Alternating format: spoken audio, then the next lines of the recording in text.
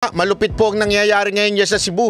At ang komento nga ng mga kababayan natin ano ho ba? Meron na ho bang martial law dyan sa Cebu?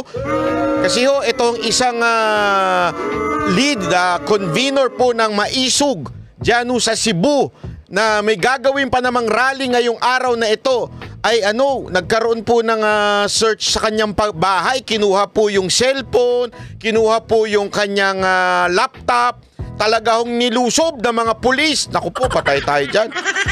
Alam mo, ikaw talaga, Marbil, ikaw ay sunod-sunuran talaga dito sa bata mong si Romualdez. Hindi, alam nyo kung bakit, mga kababayan. Kasi alam naman po natin, itong si June Abines din po ay isa po ito sa mga 37 na pinapatawag ng kamera. At hindi nga din po ito nagpunta at tila ngayon pinag-iinitan. Naku po, hindi maganda yung ginagawa ninyong yan, ha? At pinapakita nyo talaga na kayo ay nananakal ng free speech. Tingnan nga ho natin yung balita na yan. Ano ba ang sabi dyan? Ito. Pakita ho natin, ha? Para ho ating itong balita na ito. Ito. Ang naglabas po niya ang balita na yan ay ito pong DYAR 765 SMNI Radio. Ayan Ito po yung post ni Ernest Abines. Ayan po. Sabi niya, PNP now are seizing my home and my phone. Naku po, patay tayo dyan. At ang nabalitaan nga po ng DAR o yung mga taga-SMNI po ay ito, ayan sabi, breaking news, June Abines, leader sa Maisog, Cebu, gisilbihan o search warrant. Pasensya na po, dili man ako makasabot ng Bisaya. Si June Abines nga lead convener sa hakbang na Maisog, nagpost ng, naku po, pasensya na mga kababayan, hindi po natin ito masyadong alam. Pero alam mo naman, in this day in age, meron pong malupit na yung kaibigan. Sino po pa itong kaibigan natin? Itong kaibigan natin na i-interpret ng balita na yan ay walang iba kung hindi si ChatGPT. Sana tama ang kanyang interpretasyon. Ayan, ito, papakita natin ang interpretasyon ni ChatGPT. Ayan. Ito po ang kanyang interpretasyon. Sabi niya, June Abines, leader sa Maisog, Cebu, sinilbihan ng search warrant. Si June Abines, ang lead convener ng hakbang na Maisog, ay kamakailan lamang nag-post na pinasok ng PNP ang kanyang bahay malapit sa Maharlika Gym, Sambag 2, Cebu City. Siya ay sinilbihan ng search warrant kaugnay umano sa illegal na pag-access ng impormasyon at data ng PNP. Naku po, ano yan? Bagong inventong kaso na naman yan. Kinumpiska ng mga otoridad ang kanyang laptop at cellphone para sa investigasyon. Sa kasalukuyan, hindi makontak si June. Naku po, hindi makontak si June Abines. Masamang tao talaga kayo. Si Abines ay isa sa mga nangunguna sa gaganaping indignation rally ngayong Pebrero 22 sa Mandawi City, kung saan mismo dating Pangulong Rodrigo Roa Duterte ang dadalo. Nako! Kaya pala, naku po, masama itong ginagawa ninyo. PNP. Ginigipit nyo yung tao. Ayan ito yung picture na kung saan pinasok ko ng mga PNP, may search warrant. Nako, hindi maganda yan. At syempre, alam mo, ito nga natatawa lamang po ako, na naiinis, na naagagalit bakit kanyo?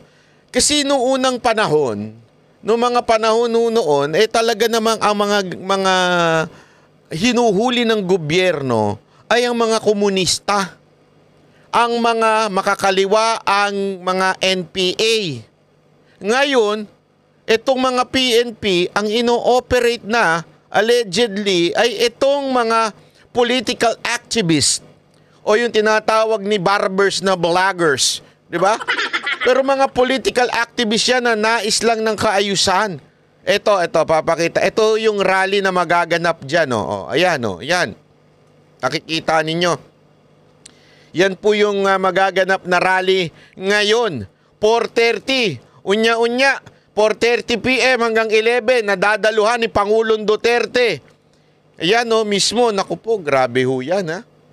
Isa ho siya sa mga leader o lead convener ng itong grupo na ito, ng Maisog. Ayan o.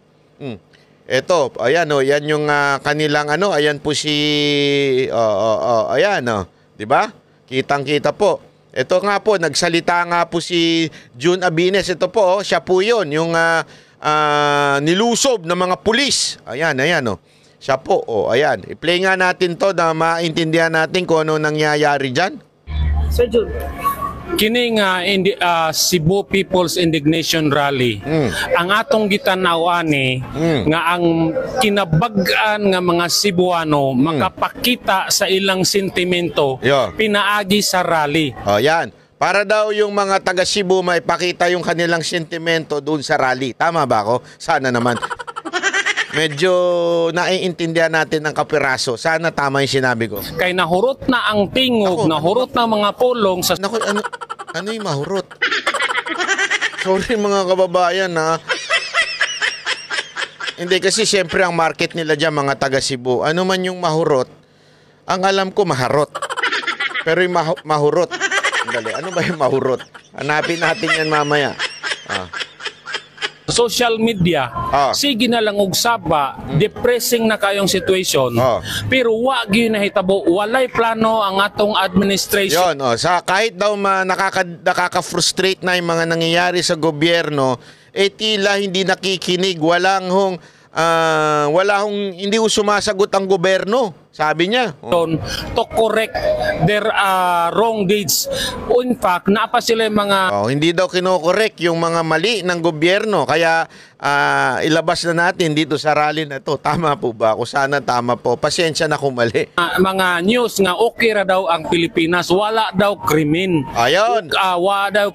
Ayan daw, kesa sa news daw, wala daw krimen, katarantaduhan po yan. Alam mo, may napanood nga ako dyan, sabi nung isang sana ibalik talaga si Pangulong Duterte o yung war on drugs kasi doon daw sa Mindanao, grabe na ho daw ang droga, kaliwat kanan, ang drogang kalakaran dyan sa Mindanao. Tapos sinasabi kahit nga daw yung mga otoridad ay naiimpluwensya na ng mga drug lord, takot na sa drug lord. Naku po, patay tayo dyan. Problema sa atong ekonomiya.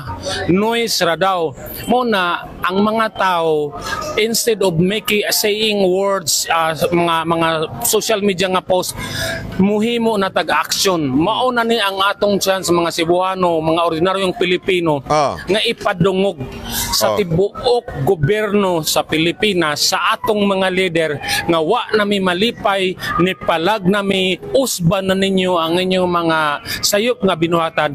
Kay kami mga Pilipino, hibalubing nga ang power of the government emanates from the people. Yon, tama yon. Palakpakan si Sir.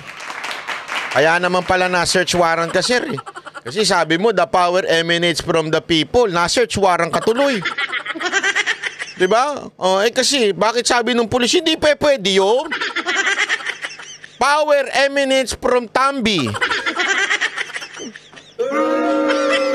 Hindi pwede yun. Yun ang boss ng boss namin eh. Kaya the power emanates from Tambi. Dahil dyan, search warrant ka. Dahil dyan, kunin namin cellphone mo at saka yung laptop mo. Kaya naman pala sir eh. Maobitaw nga matag eleksyon, muduol mo na mo, mangulitaw kay para mo hatagag posisyon, karon nga naa na mo'y posisyon, mag-abusar man mo. Abusado daw, tama ba yun? Mo na nga kini ang pamaagi nga maminaw mo. Samtang makaya pa sa dughan sa mga Pilipino, peaceful, non-violent na gathering para atong ipagawas ang atong mga reklamo. Pero sa tinud alay bugat na gyud kaayo. Galit na si kaayo. Bugna. Ano kaya yung bugna? Naku po. Sana pala tinranslate ko muna to Tagalog. Tumatag adlaw nagguol na ang mga Pilipino nga wa na mabilin sa atong gobyerno, gipangawat na ang kwarta mga government asset gipamaligya na ang atong budget karon sa Nako. 2025 murag na withdraw naman sobrang katunga. Oo nga. Oh. Na-withdraw na kaagad. 60+% ang na-withdraw na kaagad ngayon pa lang January, February. Actually, sabi ni Atty. Vic Rodriguez, January pa lang, 60% mahigit na na-withdraw. Wala na. Wala na. Ubus na. Napamahagi na. Alam mo, may nakausap ako kaganina. Hindi ko na lang sasabihin kung sino, ha? Grabe. Meron ako nakausap kaganina. Eto, totoo ito. Hindi ito chismis. Ayaw lang niya magpangalanan, pero tinanong ko talaga bakit di ka pumirma sa impeachment? Ito, totoo ito. Walang biro ito. Hindi na ako nagbibiro. Sabi niya, bakit yung kasama mo pumirma? Nag-yes, ikaw nag-no. Bakit di ka na pumirma? Hindi ka na lang nakisama. Bakit ka, hindi pumirma? Bakit ka nag-no? Alam mo, sagot niya sa akin, kung ako, politiko at gusto ko lang talagang mamulitika, pipirma ako ng yes. Bakit? Kasi pag kumontra ka sa leadership ng Kamara, ligwak ka Ligwak ka pagka kumontra ka sa kanila, ligwak ka. Kaya nga yung mga batas na pinasa ko, ni isa doon, wala. Bakit? Kasi hindi ako sumusunod sa utos ng Panginoon nila. Di syempre, sumundot si Banat Bay. Sabi ko, Sir, tanong lang. Ito, hindi ko naman kayo papangalanan. Basta, tayo lang. Totoo ba yung 150? Tapos, bakit di mo tinanggap yung 150? Di ka na lang pumirma ng yes. Dali-dali lang naman nun. Pwede ka na mag-retire nun.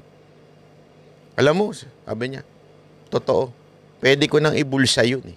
Mananalo na ako sa susunod na eleksyon pag ibinulsa ko yun. Kaya lang, mula noon, may prinsipyo ako, sabi niya. Pinalaki kami ng magulang namin may prinsipyo. Galing ako sa hirap. Naabot ko itong pagiging congressman nang hindi ako nagpabayad at kahit kailan hindi ako naging korap, naabot ko ito. Hindi ko sisirain ang aking sarili para lang sa 150. Totoo daw yun.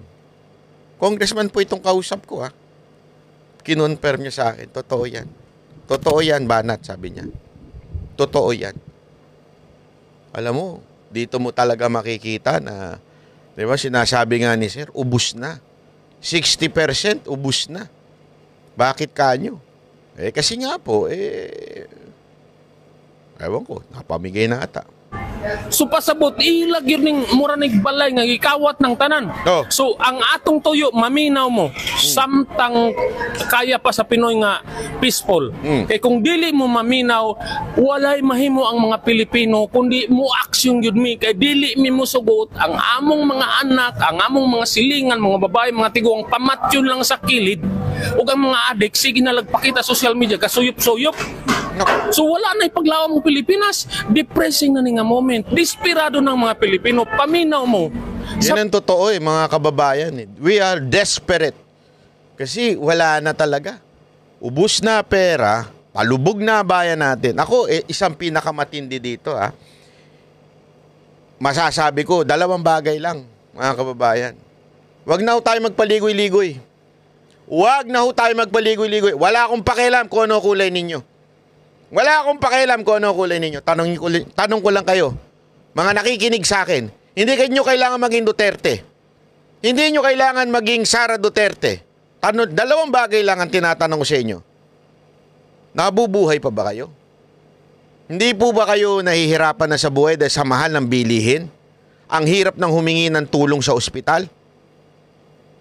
Ang hirap na. Meron niya ako kanina narinig, security guard Nag-uusap sila nung kapwa security guard. Sabi, tungkol sa ospital, hirapan na daw. Hindi rin daw makahingi ng pondo sa DSWD. Sabi ko, di ba, sa loob-loob ko, di ako syempre sumali, nakichismis lang. Pero sa loob-loob ko, di ba inayos na yan? Kaya nga meron tayong tawag dito, yung malasakit center para maaari ka makahingi. May bali-balita nga dyan, di ba? Na wala ng budget yan. Although, dinedeny ng DOH yan. Para lang sa kaalaman natin, dinideny ng DOH na wala ang budget yung malasakit center. Meron daw. Pero iba yung nararamdaman at nararanasan ng taong bayan. Ang nararanasan ng taong bayan, kulang na. Nauubos na. O kung meron man, sobrang liit na ang nakukuha sa malasakit center. Akala ko ba yan ang nasolusyonan noon? Oo. Pinamigay eh. Mantakin mo ipamigay naku, hindi ko na lang babanggitin. Pero na mga demonyong congressman, di ba, pinamigay nila bilang ayuda yan. Instead na ibigay sa may mga sakit, di ba? Yan ang una kong tatanong sa inyo mga kababayan. Walang kulay dito, walang Duterte dito. Tanungin ko kayo. Kamusta ang pamumuhay ninyo? Komportable ba? Masasabi nyo bang nairaraos nyo o talagang kulang na kaya nagsusugal na kayo sa cellphone? Hindi, maraming ganyan ha. Meron ako mga nakakausap. Minsan binibiro ko yung mga nakikita kong nakatambay. Sabi ko talaga sa kanila, uy, ano ba, malaki ba kitaan dyan? Okay lang, pandagdag sa mga pagkain. Paano kung matalo ka? Wala naman, kesa naman wala kaming gagawin. Totoo yan ang sagot nila. Ibig sabihin, hindi na for leisure, ika nga, yung pagsusugal nila. Kaya nga, mga putang ina ninyong mga vlogger na nagpo-promote ng sugal. Naku. Sorry. Hindi, inis ako sa mga vlogger mga influencer na nagpo-promote, mga artista nagpo-promote ng sugal. Fuck you, sa totoo lang. Ang sama ng ugali. Alam nyo ba sinisira niya ng bawat Pilipino? Yung mga jeepney driver, nakikita ko kaya pala natatraffic dahil nagsusugal. Tapos yung ang biktima niya may hirap Kasi hindi na sa kanila laro yun Do you know that gambling supposed to be leisure? Hindi na Kinukuhanan na nila ng pera yun. Yun yung akit sa kanila na wala na kaming pag-asa, kailangan namin ng pera. Kaya magsusugal kami hanggang nababaon na sila sa utang. Kaya nga, dumadami ang krimen ngayon Dalawang dahilan kung bakit dumadami ang krimen ngayon. At yan yung pangalawa kong punto ngayong araw na to. Ano yun? Bakit? Drugs and gambling. Yan ang dalawang pumapatay sa mga Pilipino. Kaya yung pangalawa ko ay crime. Peace and order. Kamusta na ba kayo? Gutom na ho ba kayo? O busog kayo?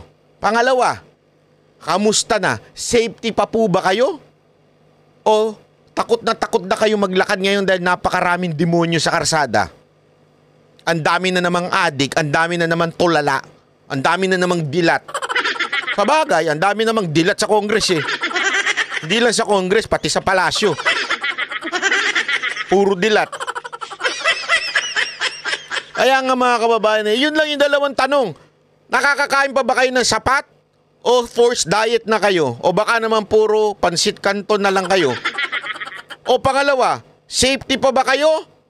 O hirap na kayo ngayon maglakad? Natatakot na kayo sa mga anak ninyo? Kung yan dalawang tanong na yan, bumagsak. Abay, sandali lang mga kababayan.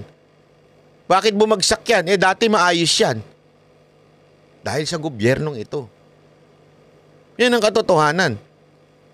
At hindi lang yung gobyerno, executive branch Oo, may kinalaman ng executive branch yan. Pero ang pinaka may kasalanan dito, yung mga walang niyang congressman natin na panay ang nakaw.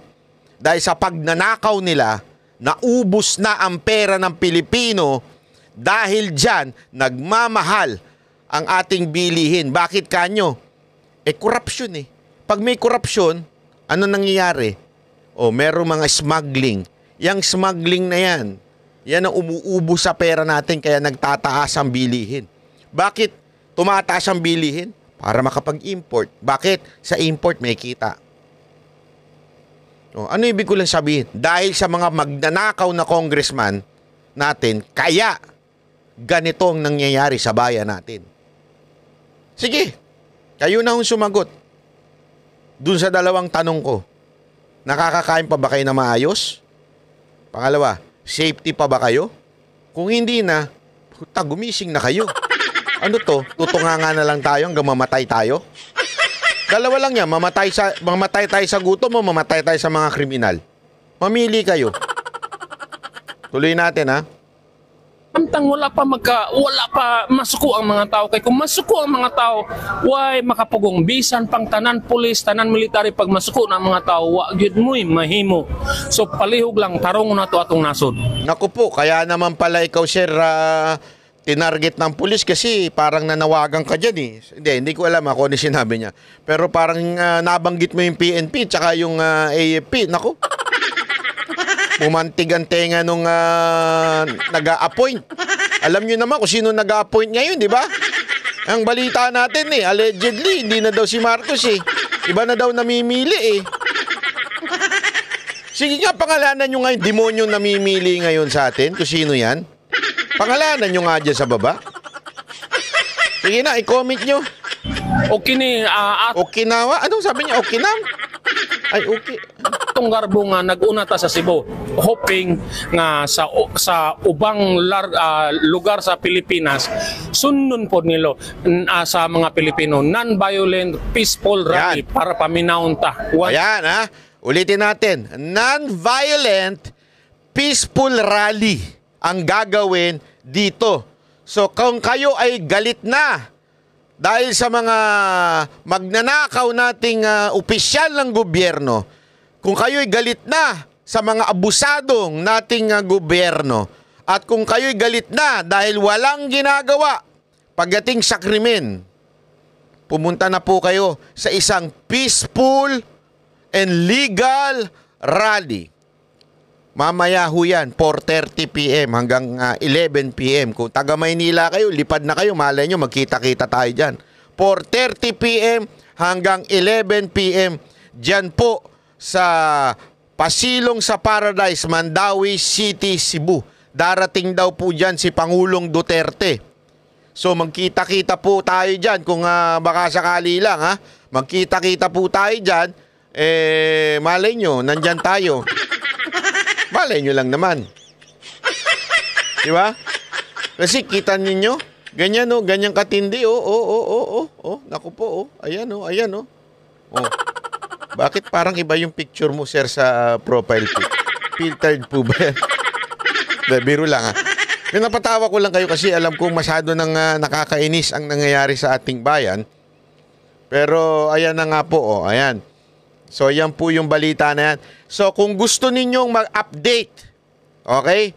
Alam nyo naman, pati yung lahat ng page, channel, YouTube channel ng SMNI, ginugurgur. Eto, SMNI Radio Cebu, DYAR 765. O, dyan, mag-follow na po kayo dyan. Mga taga Cebu, mga Bisaya, at saka mga kababayan natin dyan sa bandang Visayas. O, ayan po, ha. DYAR 765 SMNI Radio Cebu. Yan na lamang po ang naninindigan para sa bayan. Ang SMNI, hindi natatakot, hindi natitinag at mananatiling matatag. Walang makakatakot sa amin.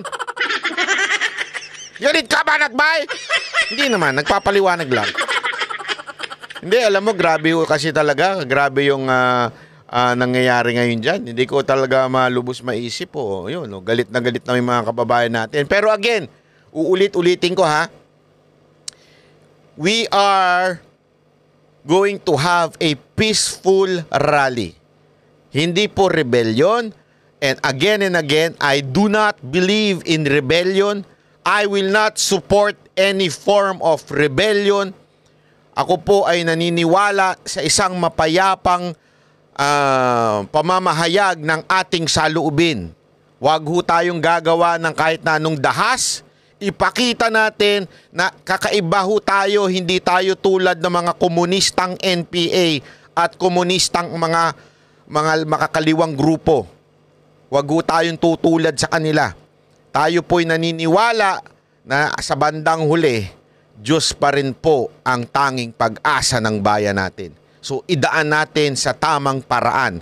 Huwag po tayong magiging basag ulo, magwawala, peaceful rally. Walang rebelyong magaganap. Yan po ang lagi nating paulit-ulit. So ayan po yung maisog na yan. Oh. Puntahan po. Ito pala si Sir. Oh. Ayan, nasa gilid. Oh. Ayan, ayan. Oh. Mga ano natin yan. Kasama din po yan sa mga binanatan po ng committee, yung TRICOM, yung mga committee ng mga mananakal. Oh. Yung TRICOM na yan, mananakal ho yung mga animal na yan. Totoo. Wag na tayo maglokohan. Sila ho ay talagang mananakal. O, pakinggan natin to si Sir, ha? Sir, kinsa itong gipaabot na binakabisita dyan sa ato ang indignation rally?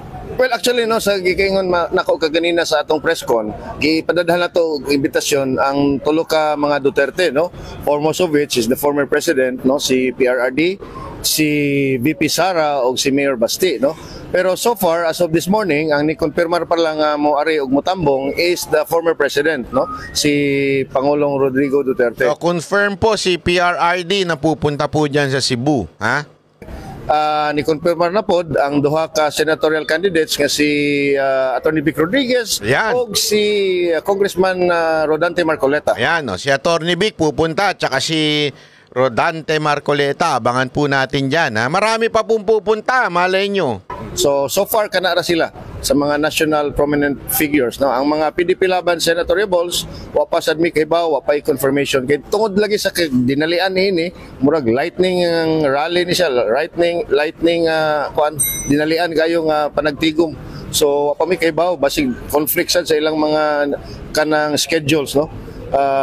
So far. Okay. Sa local, also man, na may mga specific i-invite or is it open? It is open to all, pero ang giimbitar lang gyud namo nga naay gipadalhan og invitasyon ang Tri-Cities ra gyud, no, of Cebu, no. Sa gikaingon ko na ang mga Duterte endorsed candidates sa Tri-Cities of Cebu, no. So kinsa man na sila, no. PDP laban si Mike Rama sa Mayor Mike Rama sa Cebu City, gi-endorsar man pod ni PRRD si Paz Radasa isip kandidato pagkamayor sa Lapu-Lapu City, imbitar pod nato, pero samot na gyud, no, ang atong host nga LGU si Mayor Jonas Cortez, no, nga gi-endorsar pod. Suportahan natin yung mga kandidatong. Alam mo, eto lang gusto ko lang sanang sabihin ito. Ako kasi ilang beses ko na nakasama yan nakita, sabihin na meet at nakausap si Mayor Rama. Alam niyo, suportahan po natin yung mga yan kasi hindi humadali ang sumuporta sa kanila, sa mga Duterte. Sobrang panggigipit ang ginagawa ng gobyernong ito sa mga sumusuporta kay Pangulong Duterte at kay VP Sara Duterte. Kaya para manindigan niya mga yan ang mga totoong hindi nang iiwan. Diba? Kasi ngayon, madaling mang-iwan. Dami ko nga kilalang mga congressman dyan. Dati sip-sip yan kay Duterte. Oh, pataas-taas ng kamay. Mga sip-sip yung mga...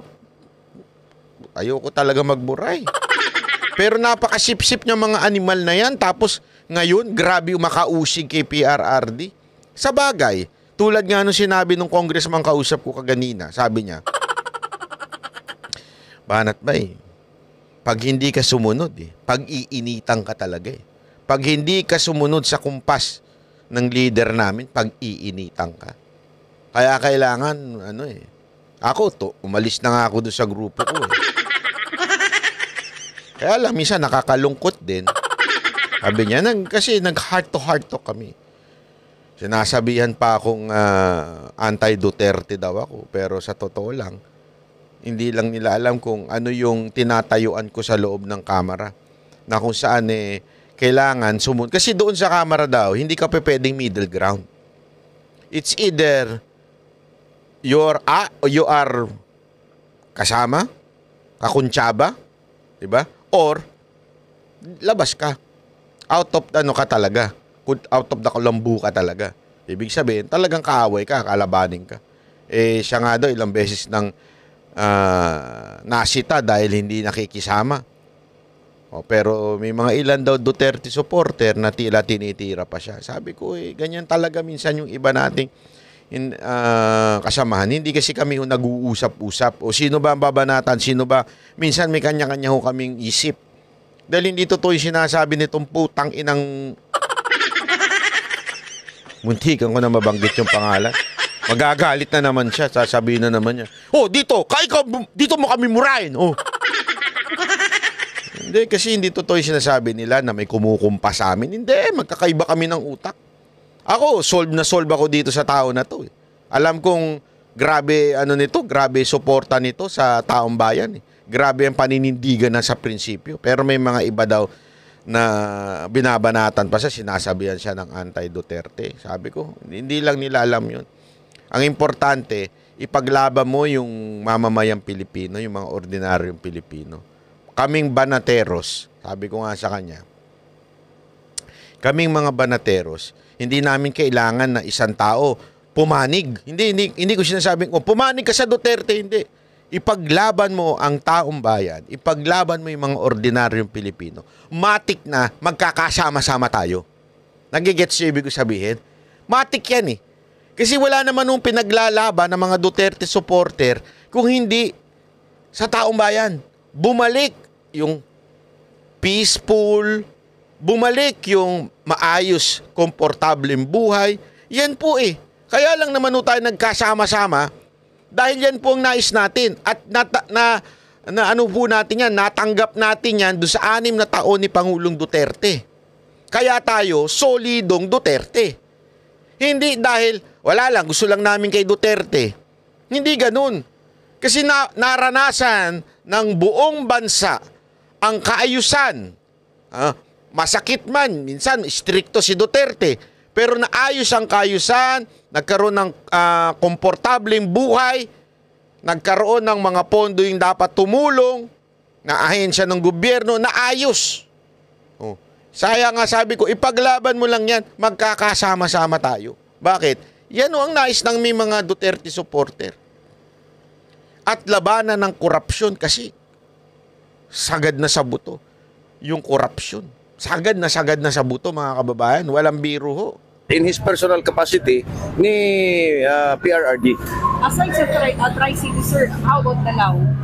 Ang Danao, wala na mo sila padalhi og formal invite, no? Pero ni-participate na sila atong miagi na tong karaban, no? So nipasalig na sila og nagpadala na po sila sa ilang intensyon. In fact, doon na ilang mga lista, doon na sila yung mga plano sa ilang pag-ari diri, no? Although napadalhan siguro sila kanang general lang siguro, generic mga invite, no? Kay lisod sa kayo, mangluod sa niya ng uban, no? Pero nakaparticipate man gud sila atong karaban, ang 5th district, no? Mao nang dali ra dayon silang naka-coordinate. So mao nang hanggang dito na lang po muna tayo mga kababayan. Ibinalita lamang po natin yung nangyari po dito sa isang lead convener na si June Abines. Abines o Abines, I'm not sure kung paano i-pronounce. Pero pinalita nga po ngayong araw na ito ay ito ang nangyari sa kanya. Si June Abines, ang lead convener ng Hakbang na Maisog ay kamakailan lang ay nag-post na pinasok ng PNP ang kanyang bahay malapit sa Maharlika Gym. Pinagbintangan siya na illegal daw ng pag-access na impormasyon sa data ng PNP. Tapos timing no? Talagang hindi ko alam kung bakit eh. Tandaan ninyo kinumpis ka ng otoridad yung kanyang laptop at cellphone. Remember, siya ang lead convener diyan sa gaganaping event. Ibig sabihin, kukunin yung cellphone, babasahin siguro, sino ba mga, alam mo naman tong gobyerno to, bangag eh. Bangag talaga eh. Bakit bangag? Praning eh. Praning ho eh. Praning ho talaga eh. Napapraning ho sila kung ano mangyayari siguro dyan sa Cebu. Kaya yung leader nung lead convener nung event, kinuha yung cellphone tsaka laptop. O sino ba mga pupunta? Mantakin mo. O sino ba magko-coordinate dyan? Siyempre, tao ni PRRD, dyan magko-coordinate. O, bakit kinuha yung cellphone? O, tsaka yung laptop. Di ba? Ano ito? Ang laking katarantaduhan na ho ito Kaya mga kababayan, gising-gising ho tayo. Baka mamaya, bukas kamakailan, wala na kami lahat. Hindi, alam mo, walang biro. Hindi ako nagbibiro Ano ho yan, tawag doon, nakakabahala. Sabi nga, di ba, nakakabahala ho yan dahil kung nagawa ho yan sa isa sa mga inimbitahan ng kamera, ay baka anytime, yung iba sa amin ganyan din. Buti na lang nandito ako sa Japan.